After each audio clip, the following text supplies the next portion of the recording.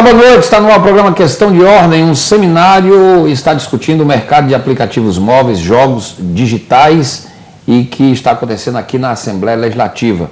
É o InfoBrasil, que também está realizando durante os dias 26, 27 e 28, hoje, não é amanhã e depois, também o seminário Mobile Games Day, que está sendo realizado no dia de hoje até às 9 da noite, com uma programação que inclui workshops, painéis, mesas redondas e que vai abordar também o desenvolvimento de aplicativos como Android e até o mercado de games no Brasil e seus desafios. É uma programação muito vasta, com vários painéis, enfim. E a gente vai falar um pouco desse temário, deste evento que acontece aqui na Assembleia Legislativa do Estado do Ceará. Eu estou recebendo aqui dois participantes do evento. Está aqui comigo o professor Gesil Sampaio, que tem graduação em Física, tem mestrado em Física e também tem doutorado e pós-doutorado em Física.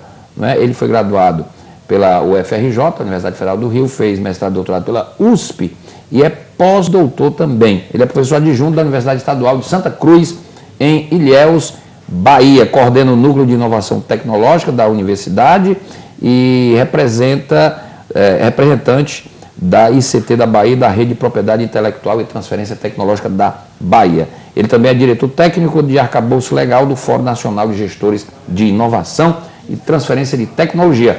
É um bamba, né, na física, a gente vai conversar com ele aqui no programa. Aqui também comigo o professor Gerson de Souza, ele é gerente executivo da Abra Games, que é a Associação Brasileira do Desenvolvedores de Jogos Digitais.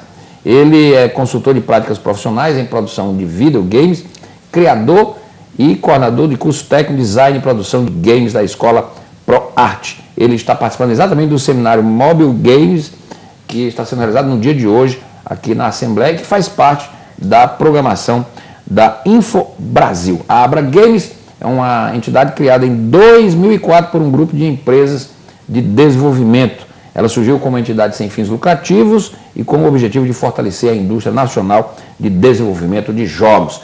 Este é o tema de hoje do Questão de Ordem. Você participa a partir de agora do nosso programa. Você pode utilizar o nosso endereço eletrônico para se comunicar com a gente, para interagir com a nossa produção. Você pode sugerir temas para futuros programas, você pode fazer críticas, comentários sobre os assuntos que eu vou tratar a partir de agora com os meus convidados. Professor, tudo bem, professor Gesil? Aliás, Gesil, desculpa. Tudo bem. Boa noite, tudo bem? Boa Professor noite. Gerson, tudo bem? Tudo bom. Ô Gerson, jogos digitais, isso aqui não é uma brincadeira não, é um grande negócio. Não, é um grande negócio. Como é que estamos aqui? Complexo e milionário. Milionário. Muita gente nem imagina, aquela expressão joguinho, né? O joguinho.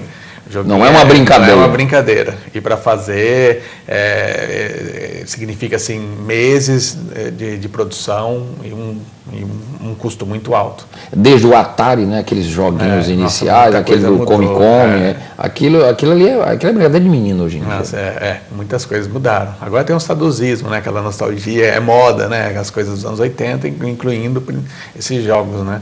Mas assim, é muito complexo hoje em dia, grandes produções mesmo, tranquilamente comparadas a produções de cinema, assim como em custos, número de pessoas envolvidas, né, profissionais envolvidos, e tecnologia envolvida, como do cinema. Assim, o cinema que eu digo, aliás, Hollywood. Se esse desenvolvimento tecnológico, Hollywood não faria o cinema que faz hoje, né? Computação gráfica, aquilo tudo é desenvolvido em computador. E muita gente, e agora é engraçado que muita coisa vem do game para o cinema. Antes era ao contrário, né? Sai um filme e do filme saem os desenhos animados, saem os games e tudo mais, né? Agora, muitos filmes hoje em cinema vêm de games. Muita gente acaba, principalmente aqui no Brasil, assiste o filme e nem imagina que aquele filme veio de um game, mas quem conhece fala, isso é um jogo que agora virou filme. A Abra Games, o Gerson, ela foi criada em 2004. O objetivo dela era o quê? Romper o nosso atraso tecnológico, trazer tecnologia? Era criar network, né? Porque é complicado, ainda tem muito disso, os desenvolvedores não se comunicam, né? Então é uma empresa aqui, a outra ali, outras lá, e não tem aquela comunicação que ajuda muito. Então, quando criaram, foi realmente para melhorar a comunicação, né, o networking entre essas empresas e lutar juntas, né, porque a união faz a força. Então, juntas discutirem o que é necessário, quais são os problemas, o que a gente precisa, levantar os pontos e transformar esses pontos levantados em ações. Como é que está o Brasil nessa área? O Brasil já produz, ou a gente está distante dos grandes centros produtores? Não, são os americanos que lideram? São os americanos. Está muito longe dos grandes produtores, mas assim já produz muito, assim olhando só a indústria, né, de produção do Brasil, a gente está começando um boom, sabe? É uma coisa que está crescendo com muita força, muito rápido, e até essa velocidade de crescimento acaba pegando todo mundo meio que despreparado, porque as empresas ainda não estão tão preparadas, a grande maioria das empresas não estão preparadas para esse crescimento. O que é crescimento? É a demanda e, por exemplo, as empresas estrangeiras vindo para o Brasil para buscar produtos, para buscar profissionais, e as empresas ainda não estão acostumadas ainda a lidar com tudo isso. Então, a gente está identificando esses problemas, esses pontos fracos e tentando ver qual a melhor maneira para a gente cobrir, né, assim, completar esses vãos, né, que vão surgindo na medida que vai crescendo a indústria. Aparecem vãos de vazios, né, que a gente precisa preencher. Então a gente vai identificando as lacunas, né, de profissionais, né? Exato, a gente vai identificando essas lacunas e procurando. Esses profissionais são formados aonde? A Universidade Brasileira já forma esse profissional? Já. Tem na universidade já muitos em programação, animação, modelagem. Mas já tem. Qual é a tua formação, Jéssica? Eu estou vendo aqui que você passou 18 anos na Europa, né? Na indústria de vídeo, games do Reino Unido. Então a tua formação foi lá. Foi lá. Eu cheguei a fazer um ano de jornalismo aqui no Brasil, antes de sair, né? Antes de ir embora do país. E, inclusive, pessoas que estavam na minha classe hoje em dia é famoso no Brasil, né? Ficou pensando, será que se eu estivesse no Brasil, onde eu ia estar? Mas eu fui para fora, fiquei 4 anos na Itália, 14 anos no Reino Unido, e lá no Reino Unido me despertou essa vontade, esse desejo de trabalhar com games, porque até então eu gostava de jogar games, né? Mas lá que despertou esse desejo de trabalhar, que eu via muito em televisão, entrevistando e falando da profissão, os profissionais que trabalhavam, que tinham uns que ganhavam muito bem, e eu abri os olhos para isso, falei, nossa, realmente tem um mundo profissional por trás disso, e comecei a me interessar muito, e comecei a ir atrás e me formei lá no Reino Unido, em Londres. Me formei em Londres em produção de games e mídia digital. Você trabalhou na Microsoft, isso? Foi desenvolvendo o sistema. Lá na Microsoft foi no departamento de certificação. Né? Certificação é aquele processo onde que todas as empresas que produzem os jogos, assim, resumindo bastante, produzem os jogos, elas mandam para a gente, por exemplo, produzem os jogos para o Xbox, elas mandam para a gente, que é esse processo de certificação. E nosso departamento vai checar para ver se esse jogo está compatível, está ok, está seguindo todas as regras técnicas daquela plataforma. E como é que é essa guerra comercial nessa área, o Gerson, das empresas, uma roubando ideia dos outros? Eu imagino que é loucura isso. Porque esse processo de atualização é constante, né?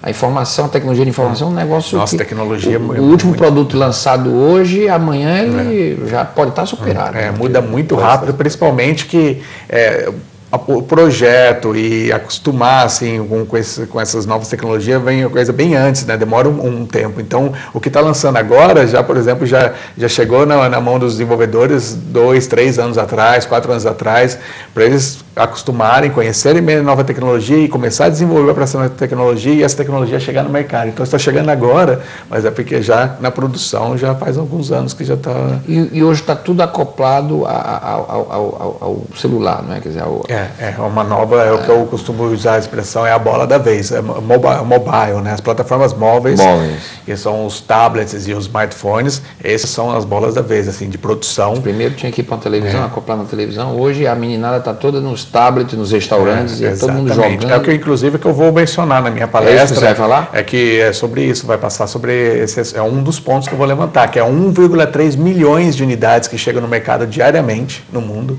Então a gente tem mais de 1.300.000 unidades por dia chegando no mercado, e mais de 70% desses usuários costumam jogar algum tipo de game dentro da plataforma, usando essa plataforma. Então imagina o número de usuários, 70% de 1,3 milhões diários chegando no mercado. É um número, assim, quando a gente começa a falar em números, é uma coisa gigantesca.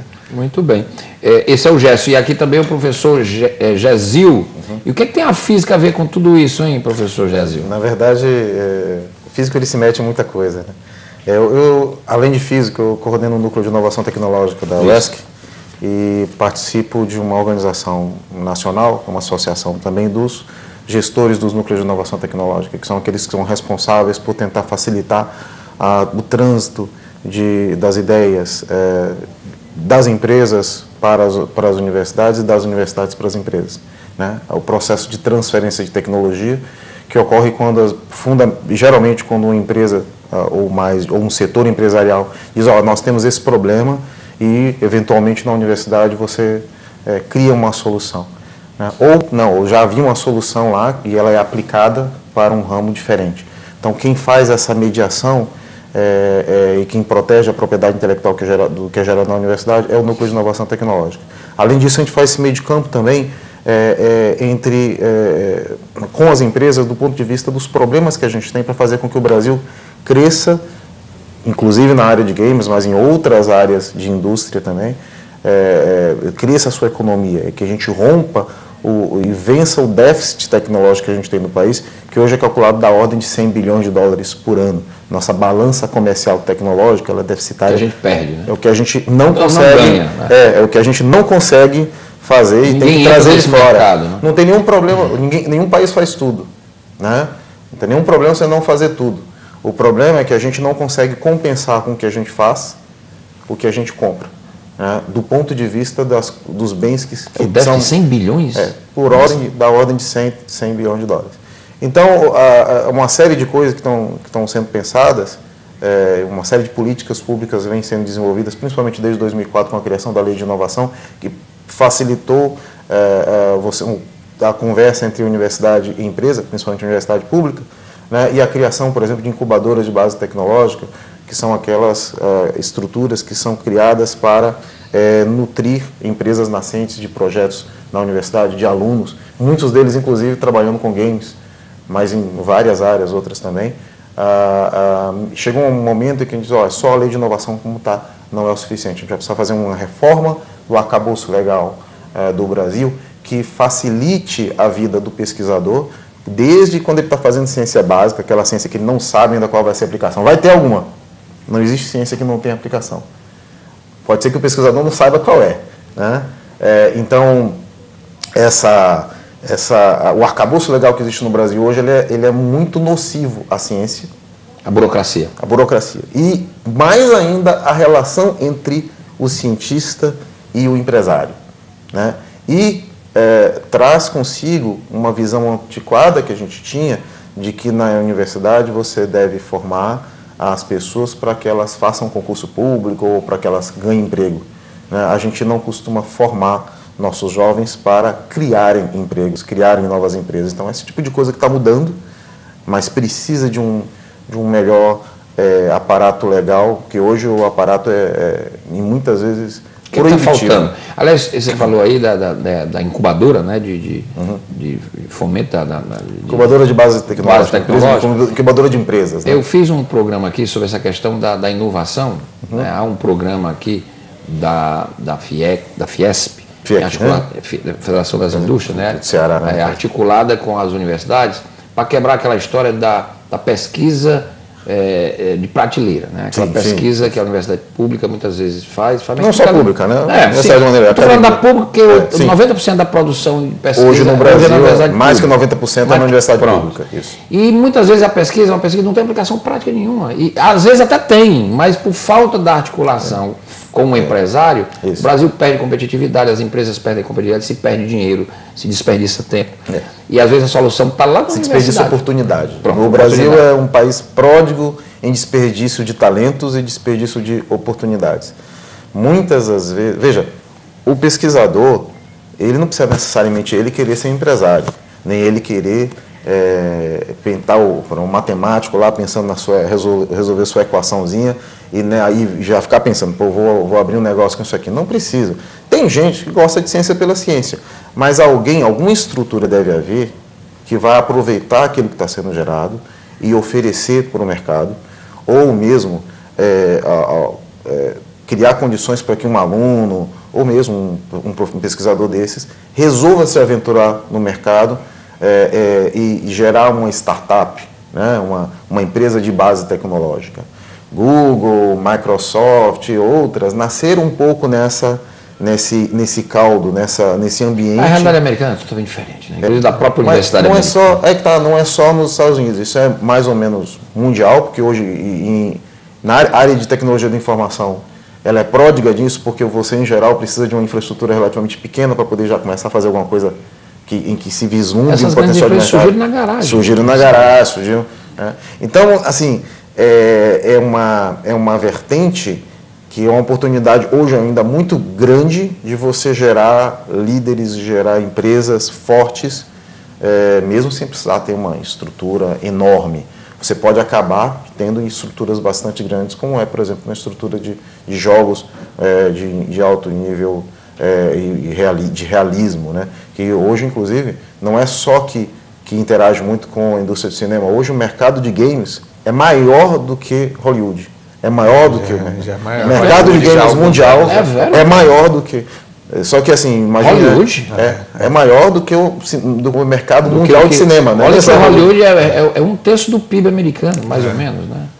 A produção, não digo Hollywood, o entretenimento. A indústria de entretenimento. A indústria do entretenimento, não é só o cinema. Mas aí tá, o games ele faz parte da indústria. Faz parte. E ele come uma fatia maior do que Hollywood. A indústria do cinema já foi superada já há alguns anos, não sei se 5 anos, por aí. Que já foi superada pela indústria de games.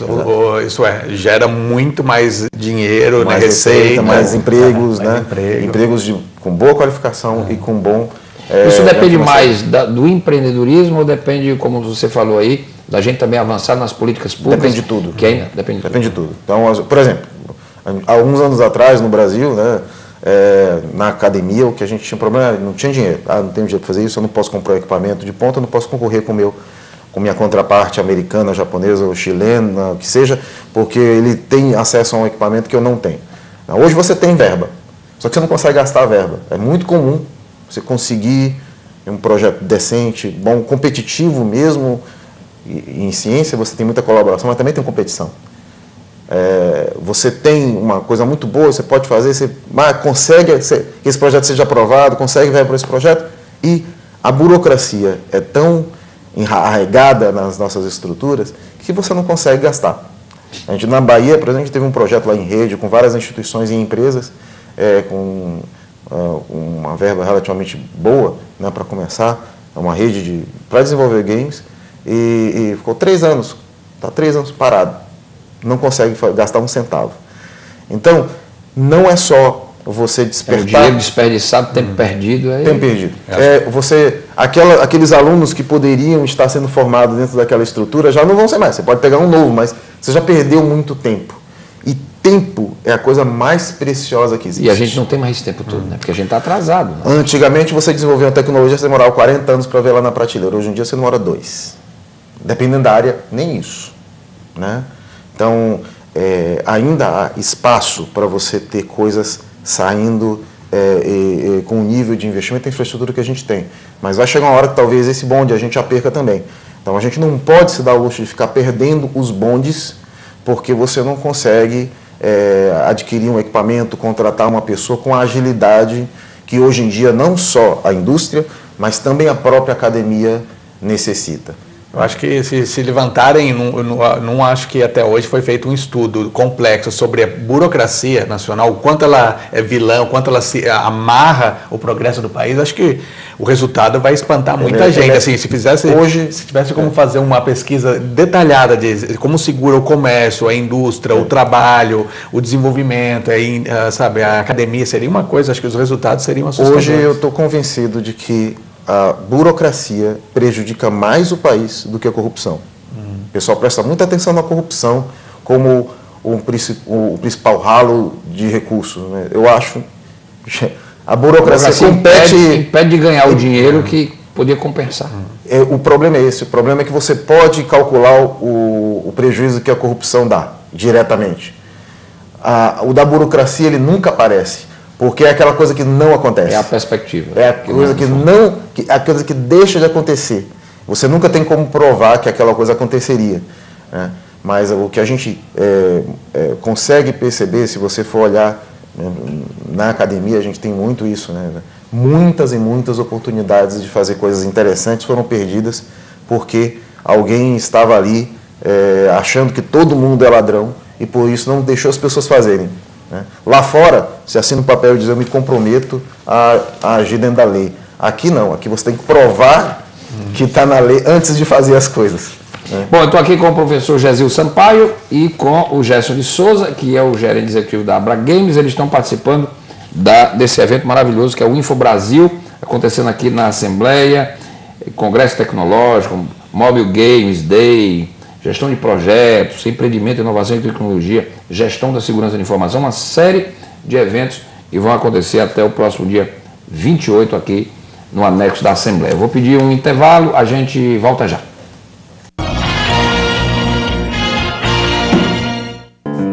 Você fica constrangido quando encontra uma pessoa com deficiência? Então, está na hora de mudar. Deficiência não é doença e essas dicas são para você.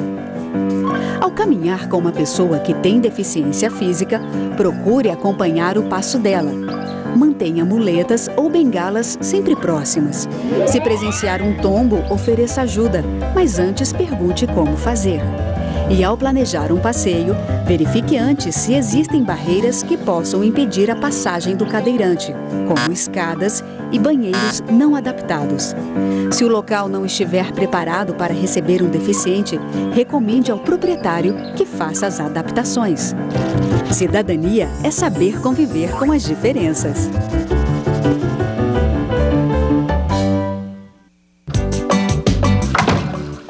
Ei, Psyu, O quê? você é homem? Qual é? Tem 45 anos ou mais. Ah. Lembra onde é a próstata? É você. Pois é, tá na hora de prevenir-se contra um câncer. É verdade. É. Exames anuais, de sangue, ultrassom, toque retal. O quê? Opa, você é Olha, homem ou não é? Outra coisa, quantas idas ao banheiro hoje? 8. E demora tanto? Não. Que tal um exame? Vai lá, rapaz. Aumente o volume para escutá-la. Ellas iban para aprovecharse de las mujeres, las esclavizaban, las maltrataban. A mi mamá, por ejemplo, se la llevaron con engaños como empleada del servicio. La encerraban y la hacían dormir en el piso de la cocina. Que a sua contribuição não seja apenas aumentar o volume. Dê voz às mulheres refugiadas pela violência.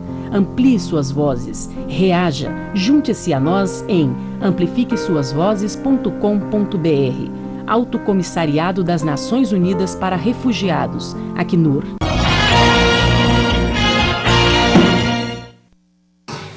Voltamos com o programa Questão de Ordem. Estamos falando aqui de desenvolvimento de games, da indústria dos jogos, né, dos jogos virtuais, que é uma grande indústria de faturamento no mundo todo, e o Brasil ainda está dando, digamos assim, passos pequenos. A gente poderia avançar muito mais e gerar muito mais dinheiro, recursos, empregos, oportunidades para o nosso país. Eu estou aqui com o professor Gésil Sampaio, que é pós-doutor em Física, com o Dr. Gerson de Souza, que é gerente executivo da Abra Games e que vai participar já de uma mesa redonda, onde ele vai falar exatamente dessa questão do desenvolvimento do seminário Mobile Games, que faz parte aqui da Info Brasil 2014, que acontece aqui na Assembleia. Professor Gésil, o senhor tem pós-doutorado aqui, é laboratório de plasma, é isso? Sim, isso. Onde é esse laboratório? É nos Estados Unidos? Ah, não, o Plasma foi École Royale. École Royale Militaire. Na verdade, eu fiz o meu pós-doutorado na Alemanha, mas eu estava trabalhando para a Bélgica. Você era num projeto em cooperação. Eu ficava na Alemanha em É um projeto militar? Não. Não. Era a Escola Real Militar, né, que tem um laboratório de física de plasmas, mas o projeto é civil, era de um projeto de fusão nuclear, né, para a produção de energia. Eu perguntei aqui o senhor fora do ar, mas eu vou fazer no ar para a gente compartilhar essa informação. Eu tenho um primo que é físico, doutor em física aqui na Universidade Federal.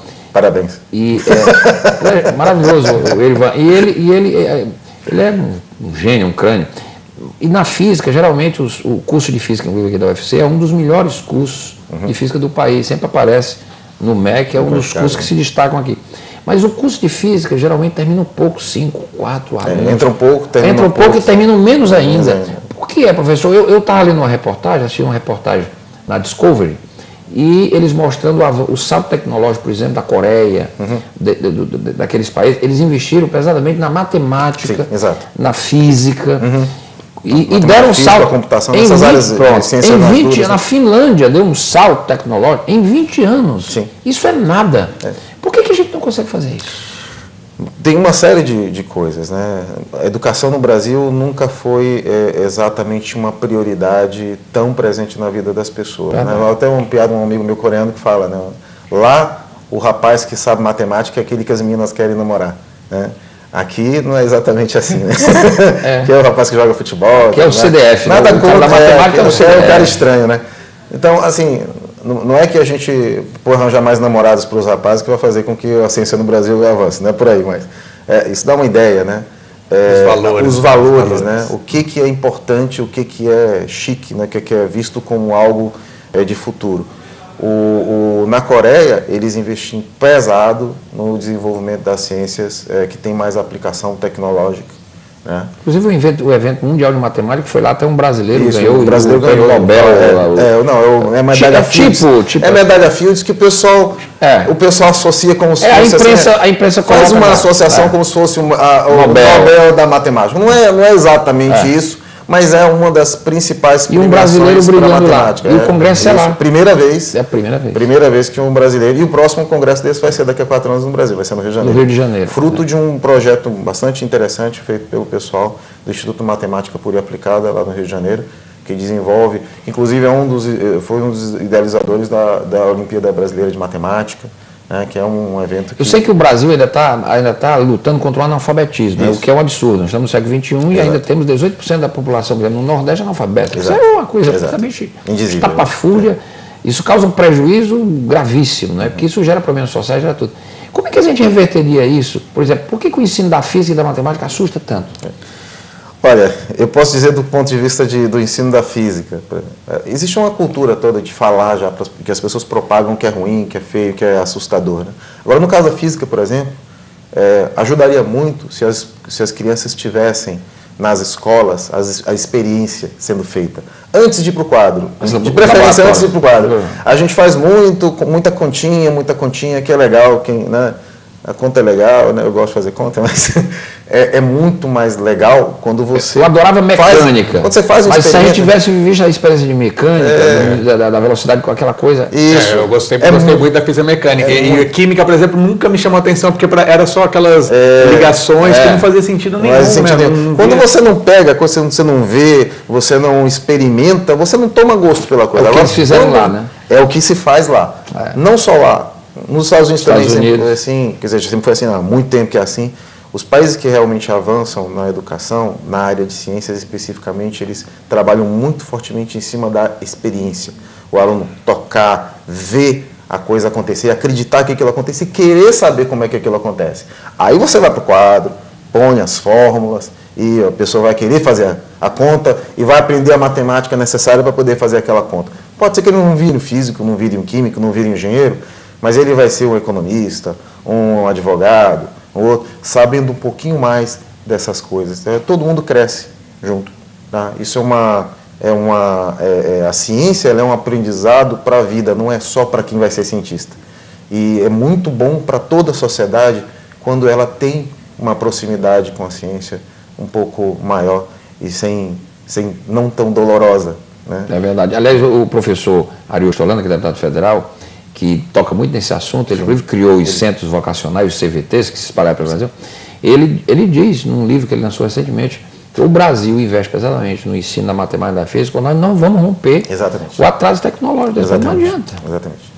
Porque tem que mudar o perfil da escola brasileira. Você viu que recentemente nessas Olimpíadas de Matemática teve um caso de garotos que foram campeões. Né? Um garoto que foi campeão, bicampeão, inclusive, da Olimpíada Nacional de Matemática, é um rapaz do interior aqui do Nordeste. Exatamente. Né? Que inclusive é deficiente. Né? Você imagina se isso fosse disseminado? Não, mas veja, se não acontecesse essa Olimpíada, que perspectiva de vida, de futuro que esse garoto tem? Hoje esse garoto não, eu sou campeão nacional de matemática. Né? É uma referência. Ele acredita nele mesmo. Se não fosse isso, o que ele seria? Eu sou um rapaz que tem dificuldade de andar, ou que não anda, que mora numa comunidade pobre no interior do Nordeste. Ele teria essa imagem, essa autoimagem. Né? É muito importante que as pessoas percebam que acreditar em si mesmo é uma das coisas mais importantes que um povo faz. E você investir nas pessoas dar oportunidade de elas acreditarem em si mesmas. Então é uma coisa que se retroalimenta, né? E hoje a gente passa a ter alguém que, por exemplo, que é do interior da Bahia, que está falando aqui com vocês, né? Um pouquinho sobre física, um pouquinho sobre você ter alguém aqui que também é do Nordeste, que tem uma vivência de empresas da área Você é do Nordeste? TI. Não, São Paulo. Ah, de São Paulo. Ele é de São Paulo. Né? Você é do interior da Bahia, qual é a sua cidade lá na Bahia? Eu sou de Itabuna, no sul da Bahia. Itabuna, né? Muito bem. Muito bem. Esse ponto falando de acreditar em você mesmo, é exatamente a última palestra que eu dei foi no sábado passado, é sobre numa escola de artes. Né, você viaja o Brasil dando palestra? Que bom. Você falou sobre o quê? Eu falei sobre acessos à indústria de videogames, acesso do mercado de trabalho da indústria de games. Tá? Todos aqueles alunos, principalmente alunos, né, os jovens que querem ir trabalhar, só em trabalhar na indústria de games, mas não sabem por onde entrar, por onde começar, qual ponto começar, quais são os portões de entrada. Então era exatamente isso. E essa palestra, a última frase da palestra inteira foi acreditar em você mesmo. Assim, a última, que no final, né, eu falo os pontos principais, resumindo tudo, que seria foco, planejamento e mais alguns detalhes. Acho que é os 6 pontos, e o último ponto é acreditar em você mesmo. Quando ele falou acreditar em você mesmo, falei, nossa, a última frase da minha... Parece coisa de individual autoajuda, né? Mas é verdade, faz diferença. Agora, e para começar, qual é a dica mesmo? O que é estudar computação? É estudar, escolher bem. Primeiro, acho que o primeiro passo de tudo é descobrir a sua paixão, assim, porque muita gente ainda não descobriu. Né? Acho que é muito importante saber a paixão, porque aquilo lá vai te dar um gás muito, sabe, aquele impulso que você vai precisar vai estar ali. Então é importante, mas acho que o primeiro passo é descobrir realmente qual é a paixão. Ou é desenhar, ilustrar, é pintar, ou é modelar em 3D, ou é programar, escrever código. Então é descobrir a paixão. Aí depois é escolher um bom curso, né? Ver um curso que seja relacionado, que tenha muito a ver com aquilo, porque muitas vezes as pessoas acabam escolhendo um curso errado. E eu já conversei com vários professores dessas minhas viagens nas universidades, que os professores falam, que é um aluno bom, excepcional, gostaria mesmo que ele ficasse no curso, mas está saindo porque não era aquilo, porque principalmente universidades, como os cursos são complexos, são mais aprofundados, elas são ou focadas, ou são focadas na exatas, na programação pesada, ou na arte. Então tem cursos que é muito mais voltado para o lado artístico e outros mais voltados para a programação. E o aluno vê, curso de games, eu quero fazer games, e entra. E ele não sei porque os e ele não vai ver os games, aí ele se desestimula. Não sei porque as universidades não deixam tão claro isso, acho que é mais para receber os alunos, que é aluno de game, seja bem-vindo. Se ela falar só programação, ela vai filtrar só aqueles que querem programação. E em game você entra um monte de coisa, né? Você tem o pessoal que faz roteiro, tem o pessoal... Tem muitas competências, não é só o programador. Né? E daí da dó que a pessoa, por exemplo, se é um programador, ele adora escrever código, é a paixão dele, e ele vai entrar num curso que é voltado para a arte, que vai o pessoal ficar desenhando, pintando e modelando peças de argila, ele vai perder a vontade. Esse desenvolvimento do desenho animado é por aí. Esses novos desenhos aí que revolucionaram o desenho animado, né? Inclusive o brasileiro Carlos Santana, né? Que fez até um filme, animação. É por aí, não é?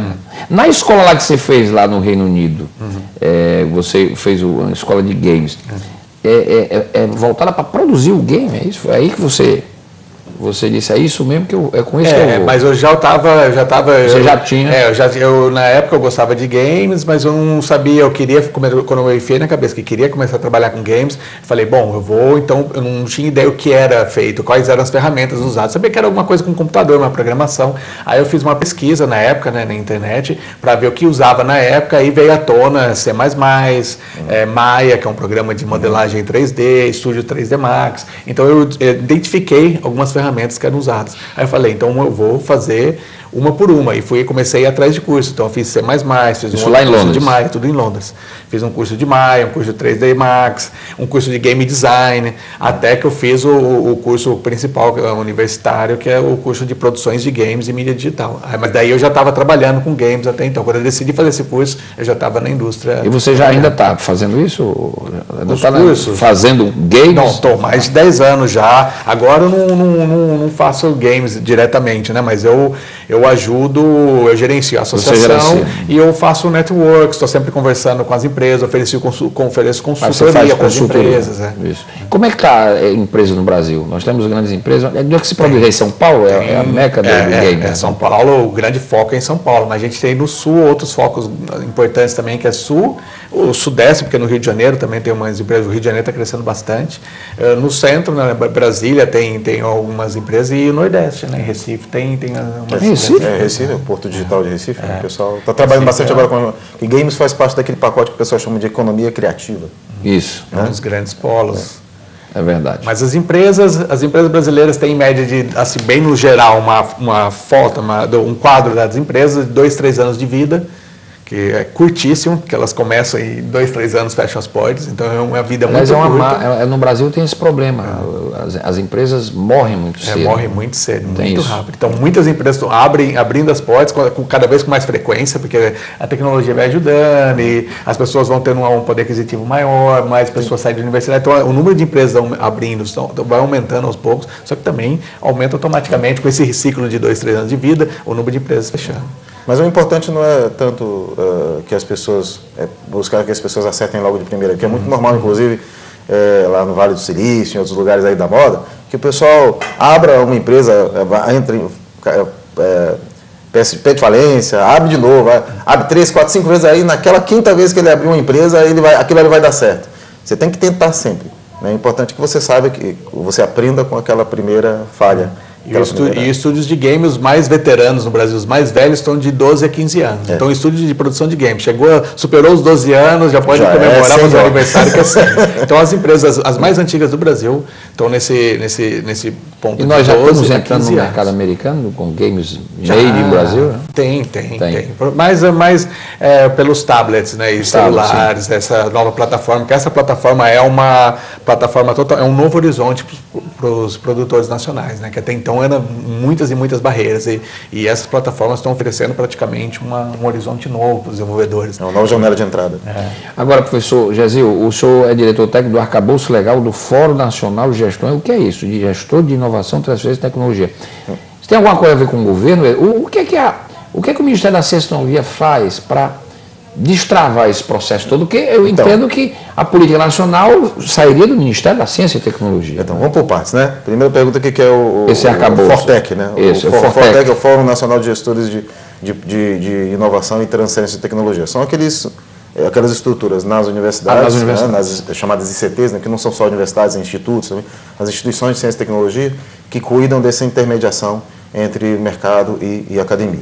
Né? Então, tem uma associação que é o Fortec. E eu sou diretor técnico dessa associação. E a gente está em constante contato com representações das empresas, né, inovadoras e também do governo nessa discussão para um novo arcabouço legal. Existe no Congresso Nacional... Mudar o que está aí. E mudar o que está aí. Então, existe no Congresso Nacional uma série de iniciativas que se somaram há um tempo atrás as reclamações, né, e geraram um projeto de lei, que é o 2177 de 2011, que foi apelidado de Código Nacional de Ciência, Tecnologia e Inovação, e que no final das contas acabou sendo aperfeiçoado e desmembrado em vários projetos. Um deles na verdade, uma reforma constitucional, uma emenda constitucional. O PEC, né? PEC é 290, que já foi aprovado na Câmara agora no início do ano, e foi para o Senado, está aguardando a aprovação no Senado, que destrava alguns dos empecilhos que a gente tem para poder fazer investimento em empresas inovadoras e também para poder melhorar essa interface entre academia e empresa, que é muito importante nos países desenvolvidos. Você vê na Europa, nos Estados Unidos, no Japão, a maior parte do investimento em pesquisa é das empresas, e não das universidades. As universidades lá investem muito, mas o maior investimento é das empresas. Aqui no Brasil, 80%, quase 90% do investimento em P&D é feito nas universidades. As empresas investem pouco. Uma parte, por questão de tradição. A cultura. Né? Questão de tradição. E aí você vai ajudar a mudar um pouco essa tradição com as novas empresas que são criadas a partir desse ambiente novo na universidade e também com a maior interação entre as empresas que já existem e a universidade. Para haver essa cooperação, você precisa mudar alguns instrumentos legais. Então você tem a PEC, você tem o próprio PL 2177, que acabou virando uma reforma da Lei de Inovação, com mais algumas outras outros esteroides ali, alguns outros adendos. Né? Você tem um projeto de lei que está no Congresso Nacional a respeito do acesso à biodiversidade, que também é um outro problema que a gente tem.